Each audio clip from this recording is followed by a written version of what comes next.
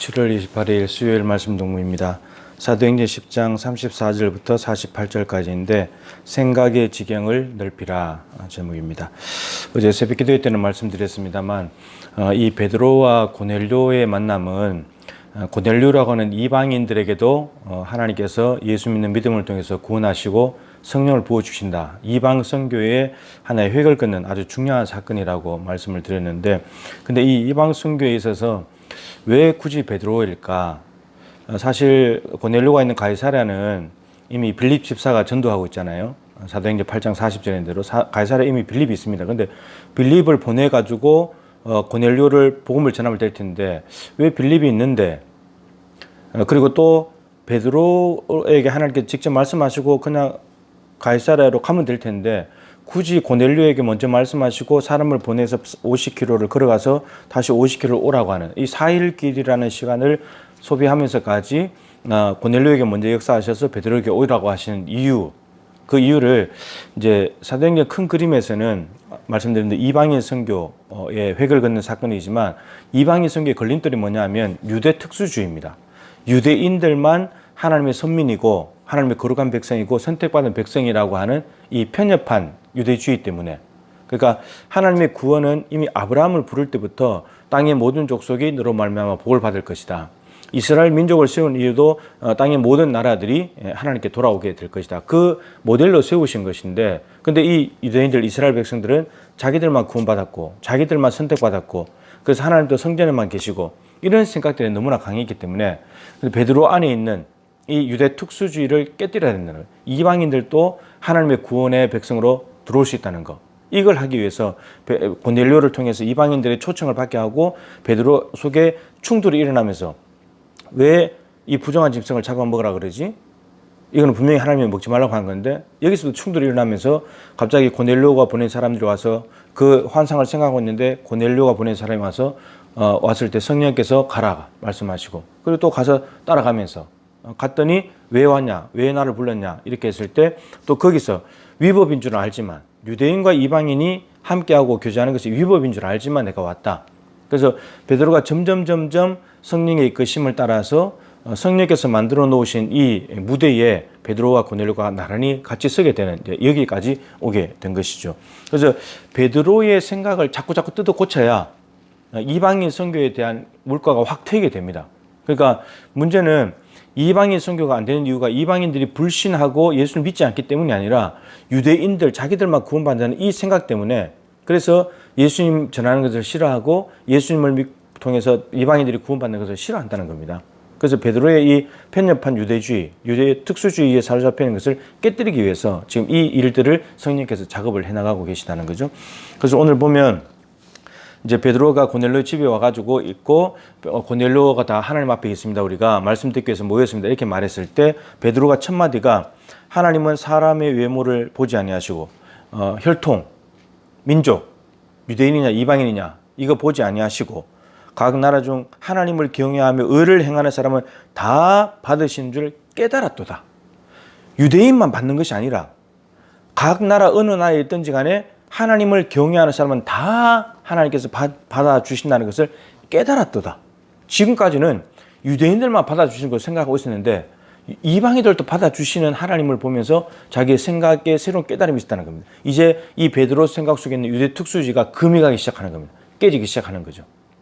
그리고 또 뭐라고 이야기하냐면 고넬료에게 복음을 전하죠. 43절에 그에 대하여 모든 선지자도 증언하되 예수님께 대해서 증언하되 그를 믿는 사람들이 다 그의 이름을 힘입어 죄의 사함을 받는다 하였느니라.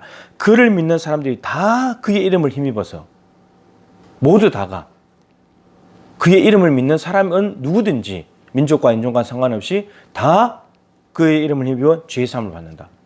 이것도 이제 새롭게 깨닫게 된 것이죠.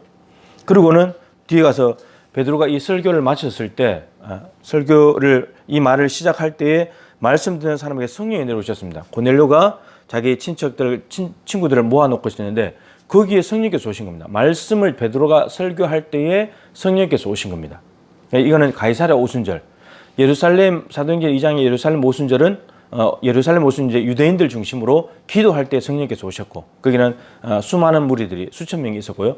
가이사랴는 고넬료 집에서 그또 설교할 때 그 성령께서 오셨는데 몇 명인지는 모르지만 고넬료의 친구와 친척들이 다 성령을 받게 되었습니다. 그런데 이렇게 말하죠. 이방인들에게도 성령 부어주신 말만 놀랐다. 이 베드로가 올 때 할례 받은 사람들을 데리고 왔거든요. 이게 두 증인 때문입니다.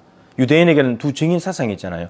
그래서 제자들 보내실 때 2명씩 파송해서 보냈고, 이 2명은 전도하면서 협력 관계도 있지만 2명이 증언해야 이 증인이 맞다 이런 거죠. 한 사람 말만 듣고 믿으면 안 된다는 겁니다. 두 사람 말, 두 증인을 말 듣고 일치가 됐을 때 그 말이 사실이다 이렇게 되는 거죠.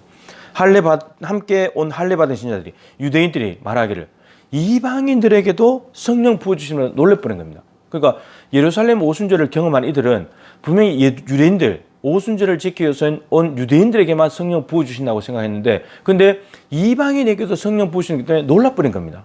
베드로도 놀랬고, 그리고 유대인들도 놀랬고. 그러니까 베드로도 이게 성령을 받는 것이 유대인뿐만 아니고 이방인에게도 해당되는구나. 할례 받은 이 신자들도 우리뿐만 아니고 이방인들에게 성령 주시는구나. 생각의 틀이 깨지기 시작하는 겁니다. 근데 참 이게 아이러니한 것은 베드로가 사도행전 2장에 오순절 성령 강림 사건을 요엘서 2장 말씀으로 풀었잖아요.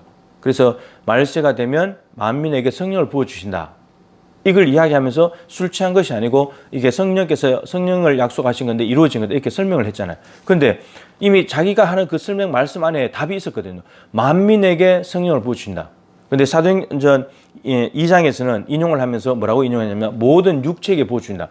그 모든 육체 안에 유대인뿐만 아니고 이방인이 있거든요. 근데 베드로가 자기 입으로 모든 육체에게 부어준다고 했는데 실제로는 예루살렘 오순절날 유대인들만 성령을 받으니까 그 모든 육체 안에 이방인을 못 갖다는 거죠.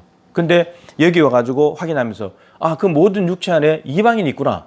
이 말씀, 자기가 선포한 말씀을 정확하게 이해를 못했는데 오늘 여기 와서 고넬료가 가족들이, 친척들이 성령 받는 것을 보면서 요엘서 말씀을 더 명확하게 이해를 하게 된 거죠. 이방인에게도 성령 부어주시는구나. 베드로의 이 생각의 틀을 깨뜨려 가시는, 베드로의 생각의 지경이 유대인들뿐만 아니고 이방인들에게도 서서히 하나님께서 구원의 길을 열어놓으셨다는 것을 깨닫게 되면 생각의 지경이 넓어지면 넓어질수록 하나님의 사역은 더 광대해집니다. 유대인들만 구원받아 이렇게 닫아놔버리면, 폐쇄적이 돼버리면 유대인들에게만 복음을 전할 거잖아요. 이방인들이 제게 놔버리고. 근데 이방인들도 구원받을 수 있어 열어놔버리면 누구나 다 전도의 대상인 거예요. 누구나 다 구원받아야 되고 누구를 만나든지 예수 그리스도를 전해야 되고 이런 상황이 되는 겁니다. 그래서 생각의 지경을 넓혀야 된다. 이 유대인들이 너무 폐쇄적이거든요. 자기들만 선민이고 자기만 택함 받았고 자기만 구원받는다. 근데 하나님은 이렇게 생각을 준 적이 없는데 스스로 자기들이 폐쇄적이 되어버린 거죠. 개방적이 돼야 됩니다. 개방형이 될 때 하나님은 이방인에게 다 개방되어 있거든요. 우리가 하나님의 마음을 따라서 개방시킬 때, 우리의 생각의 지경을 넓힐 때 하나님의 사역은 더 원만하고 더 편만하게 멀리까지 확장돼서 퍼져나갈 수 있게 되는 거죠. 우리의 생각의 틀이 이렇게 중요합니다. 베드로의 유대 특수주의라는 그 생각의 틀을 깨뜨리면서 이방 선교의 문을 활짝 열어가시는 오늘 성령님의 일하심을 보았습니다. 여러분, 우리 불신자들이, 주변에 있는 불신자들이 저들이 예수 안 믿는 게 문제가 아니라 우리가 예수 못 믿게 하는 겁니다. 유대 특수주의와 같은, 우리는 이미 구원받았어, 저런 인간들은 구원받으면 안 돼, 이런 생각들. 예수를 안 믿는 게 문제가 아니라 우리가 못 믿게 하고 있습니다. 우리가 언행 불일치, 말과 행동이 일치하지 않고 신행 불일치, 믿는 것과 행동이 일치하지 않으니까 교회를 혐오하고 믿는 사람들을 싫어하고 교회 오지 않고, 우리의 문제인 거죠. 그래서 불신자들이 바뀌어지기도 해야 되지만 우리가 먼저 행동이 바뀌어지고 말이 바뀌어지고 삶이 달라져야지 저들에게 문을 여는 겁니다. 생각의 지경이 넓어져야지 삶의 언어의 지경이, 그리고 행동의 지경이 넓어지는 겁니다. 그래야지 저 불신자들이 오게 되는 거죠. 그래서 베드로가 성령의 인도하심을 따라서 생각을 잘 넓혀갔더니 깨달았도다. 이방인에게도 이런 것들이 있었기 때문에 베드로를 통해서 고넬료가 구원받게 되고 친구들이 구원받게 되고 복음은 훨씬 더 편만하게 퍼져나가게 되었습니다. 우리도 오늘 생각의 지경을 넓힙시다. 여러분, 우리만 구원받는 것이 아니고 순천 시민들이 다 구원받아야 합니다. 저들에게도 구원은 열려져 있습니다.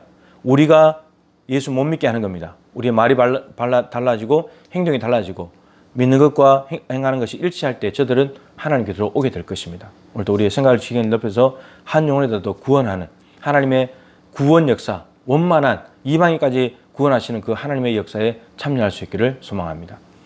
하나님 아버지, 베드로의 생각의 틀을 바꾸시면서 이방인들까지도 사랑하시고 저들도 구원에 참여하는 백성임을 가르쳐 주시는 하나님의 친절한 인도하심 앞에 베드로가 순종해서 나아갔을 때 베드로는 이방 성교의 물꼬를 트는 중요한 역할을 했고 고넬료와 그 모인 사람들은 성령을 받게 되었고 저들을 통해서 이방인들도 구원받는다는 놀라운 소식이 퍼져나가기 시작했습니다.